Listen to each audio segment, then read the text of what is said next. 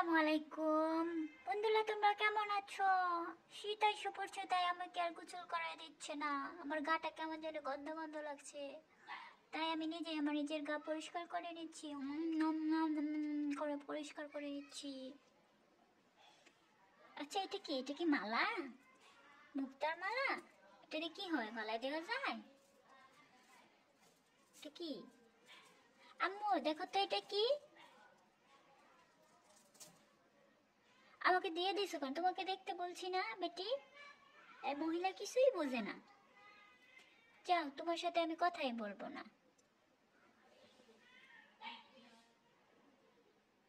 তুমি ওদিক যাও, তোমাকে আমি আজকে ভিডিও করতে দেবো না। আমি তোমার সঙ্গে রাগ করছি। আমি এখন শুয়ে পড়বো, শুয়ে ঘুমিয়ে পড়বো, তোমার সাথে আমি কথা বলবো না।